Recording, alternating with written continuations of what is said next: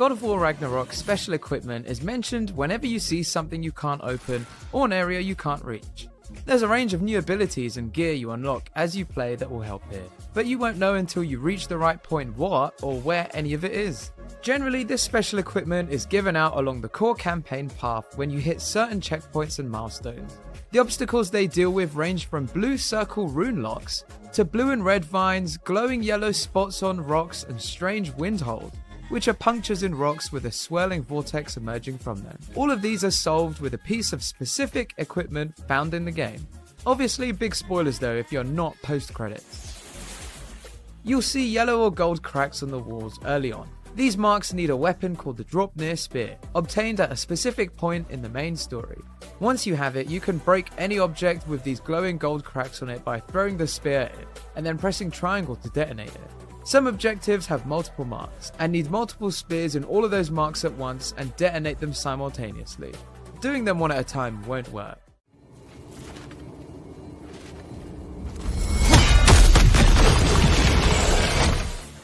The wind holes are small openings with a swirling wind vortex coming out of them, and again you'll need the Draupnir Spear. You'll need to aim as near the hole as you can with the spear, and there'll be a yellow marker if you've got the angle right. Hit the target and the spear will embed in the hole, serving as a bar that Kratos can climb on or swing from to access new areas or shortcuts.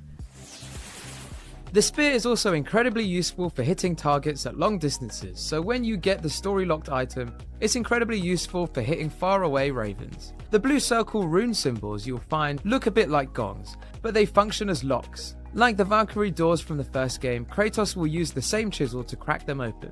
However, you'll need a modification first, which you'll get when you reach Vanaheim for the first time, and have your chisel enchanted. At that point, it will be able to open the blue rune locks. Interact with one to carve a rune, which will create a word, which you can read open a door somewhere in the area. These red vines are similar to the blue you can burn away with the Blades of Chaos, but you'll need a little more to clear these. Specifically, the first time you enter Vanaheim, you'll gain runic arrows which leave purple spherical auras wherever they land. These magnify the spread elemental attacks and cause the blade's fire or the axe's ice to explode, covering more distance and doing more damage. That's the extra kick you'll need to clear the red vines, so shoot them with a runic arrow so that they start glowing, then hit them with the heavy ranged attack on your blade. That will ignite them and burn them away. Later, you'll need to chain arrows together to reach more distant areas you can't hit outright. Using sigil arrows to burn away red vines are essential in the later game to reach areas like the Lost Treasury. When you first reach Svartalfheim for the first time, shortly after clearing the water wheel block puzzle, you'll see piles of metal with a green glow around it, obstructing your way. This green material is called Soundstone, and it won't obstruct you for long. Not long after arriving in town, you'll get the sonic bow and arrows, which destroy any green marked Soundstone you can aim at. You might occasionally find barrels and other containers locked with Soundstone too, so hit them with a sonic arrow to break them and get the loot inside. These small structures appear exclusively in Vanaheim and contain a metal bowl full of water in the middle. These are Jotnar in origin and are called Celestial Altars and require a special item to use, a green scepter, which can be found at a key story point involving some animals in Vanaheim.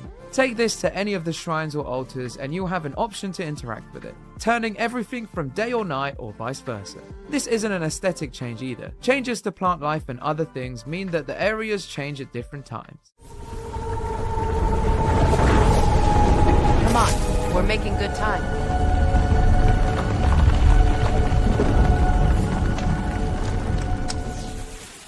And that's it for key items and special equipment you'll need to access some of the hidden areas of the game. There are other contextual things like the mystical heirloom for example, but what we've listed are all the things you'll need to reach every last corner of the game.